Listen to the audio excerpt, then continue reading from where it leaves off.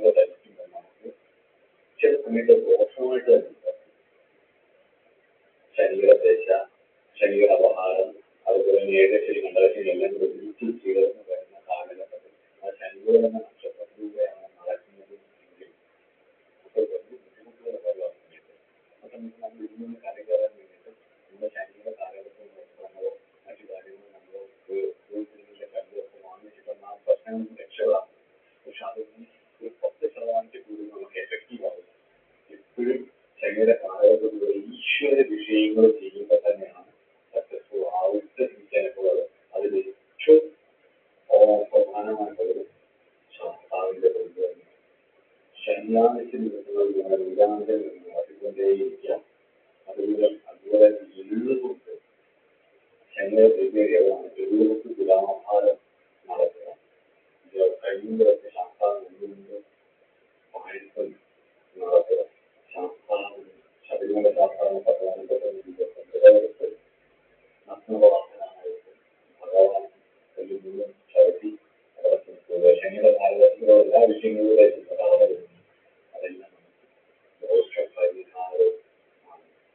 അതുപോലെ തന്നെ ശനിയാഴ്ച ശാസ്താവിന്റെ പദം, അതുപോലെ തന്നെ ശാസ്താപാഠികളായിട്ടുള്ള കാര്യങ്ങൾ പങ്കെടുക്കുന്നത് ഇതെല്ലാം ശനിക്ക് പ്രീതിയാണ്. അതുപോലെ തന്നെ നീല ശനിപുഷ്പം, നീല താമര, നീല ചെമ്പരത്തി തുടങ്ങിയിട്ടുള്ള പൂക്കൾ കൊണ്ട് ശനിക്ക് അർച്ചന കഴിയുന്നുണ്ട്. വിശേഷമാണ്. എള്ള്, ഉഴുന്ന് എന്നിവ ചേർത്ത് നിവേദിക്കുന്നത് ശനിക്ക് വിശേഷമാണ്. അതുപോലെ തന്നെ ഹോമത്തിനായിട്ട് ശനിക്ക് വന്യചമതയാണ്. വന്യചമ നേരത്തെ പറഞ്ഞാൽ 100 1000 ഒക്കെ ഒരു ചാണകത്തിൽ എടുക്കും.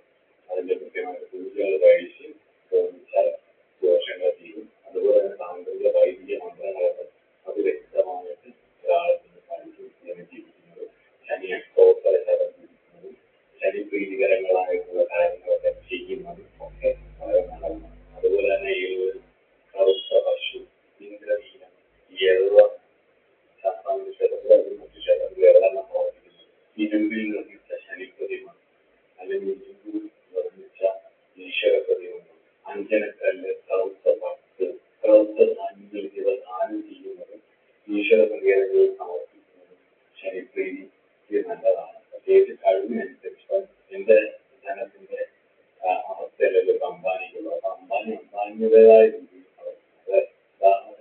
ഒരാള് ചെയ്യുമ്പോൾ അയാളുടെ കഴിവിനനുസരിച്ച് വേണം, അയാളുടെ കഴിവിന്റെ മാക്സിമമായിട്ട് വേണം ഒരു ധാനം സമർപ്പിക്കാൻ. എന്റെ പരിപാടികൾ ചെയ്യുന്നത് ഞാനും എന്റെ കുടുംബങ്ങളും ഒരേപോലെ അല്ല അത് ചെയ്യേണ്ടത്. അല്ലെങ്കിൽ അവരുടെ കഴിവിന്റെ കഴിവിൽ ചെയ്യണമെന്ന് മാക്സിമം സമർപ്പിക്കുകയും ചെയ്യും.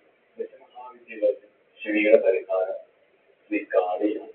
ദക്ഷിണ കാളിക കാളിയാണ്. പൊതുവെ ശനിയുടെ ശാസ്ത്രീയ പരിഹാരം കാളിയും, വൈഷ്ണവ പരിഹാരം ദത്താത്രേയം, അതുപോലെ തന്നെ ശൈവ പരിഹാരം മൃത്യുഞ്ജയം ദക്ഷിണാമൂർത്തിയുമാണ്. അതുപോലെ ശാസ്താവ്, യോഗശാസ്താവ്, യോഗ നരസിംഹസ്വാമി, യോഗ ദക്ഷിണാമൂർത്തിയും ഒക്കെ ശനിക്കുള്ള പരിഹാര ദേവതകളാണ്.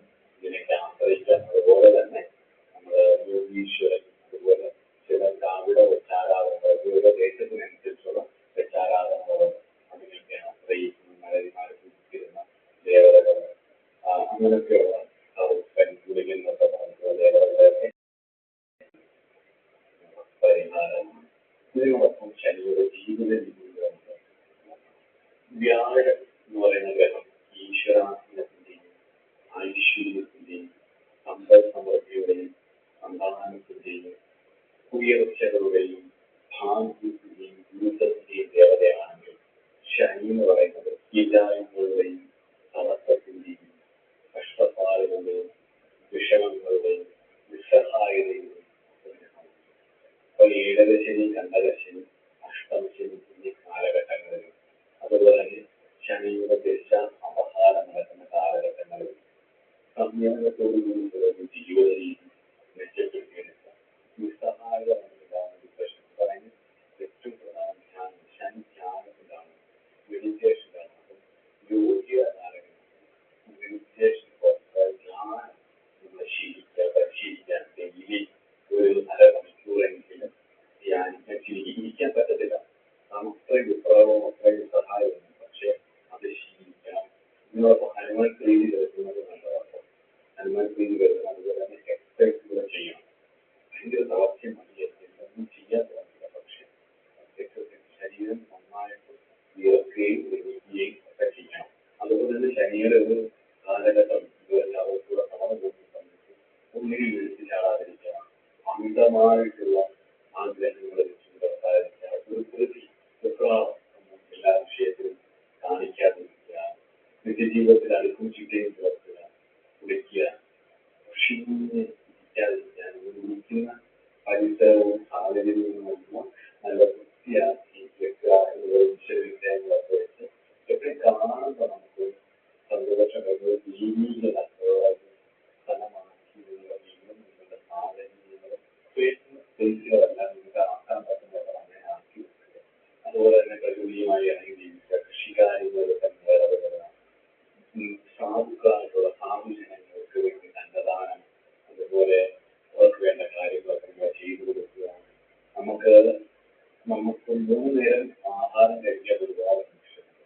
ആഹാരം നന്നായിട്ട് പ്രധാനം ചെയ്യുന്നത്, വസ്ത്രദാനം ചെയ്യുന്നത് ഒക്കെ വളരെ വിശേഷം സാധിക്കുന്നതിന് വേണ്ടി ശനിയുടെ ഗ്രഹസ്ഥിര കാലഘട്ടത്തിൽ ഞാൻ പറഞ്ഞില്ല, വ്യാഴത്തിന്റെയും ശനിയുടെയും ഒരു കോമ്പിനേഷനാണ് വ്യക്തിക്ക് ലൈഫിൽ ഒരു റിയലൈസേഷൻ വരുന്നത്. അവരുടെ ജീവിതത്തിന്റെ പേർപ്പസ് എന്താണെന്നുള്ളത് തിരിച്ചറിയുന്നപ്പോഴാണ്. അപ്പം എന്താ ചെയ്യുന്നതെന്ന് വെച്ച് കഴിഞ്ഞാൽ ശനിയുടെ ദശയോ അപഹാരമോ അന്തരീക്ഷ കൃഷ്ണവിഷയം നടക്കുന്ന സമയത്ത് ഉറപ്പായിട്ട് ചില വൈഷമ്യങ്ങൾ നമ്മൾ കടന്നു പോയിരിക്കും. അതിൽ ഒഴിഞ്ഞു മാറാൻ കഴിയില്ല. കാരണം അതൊരു ട്രെയിനിങ് ആണ്. അതത് ചെയ്തിരിക്കും. ആ പ്രപഞ്ചമാണ് ചെയ്യുന്നത്. കർമ്മത്തെ ക്ഷയിപ്പിക്കാൻ ശനിയുടെ ബോധമണ്ഡലം വർക്ക് ചെയ്യും. അതിനൊരു സംശയമില്ല. അത് ഉൾക്കൊണ്ടുകൊണ്ട് ഈശ്വരനെ ആശ്രയിച്ചു ദുരിതകാലഘട്ടത്തിൽ ക്ഷമയോടെ ശുഭാപ്തി വിശ്വാസത്തോടുകൂടി ഇതൊക്കെ മാറി നിങ്ങളുടെ ഒരു തത്വത്തിലേക്കാണ് ശനി കൊണ്ടുപോകുന്നത്. അല്ലെങ്കിൽ നേച്ചർ അല്ലെങ്കിൽ ഈശ്വരൻ അല്ലെങ്കിൽ ദൈവം വിശ്വസിക്കുന്ന എന്തോ ആ ശക്തി ഈ ജന്മം നിങ്ങളെ എന്തിനാണ് അയച്ചത്, അല്ലെങ്കിൽ ഈ ജന്മം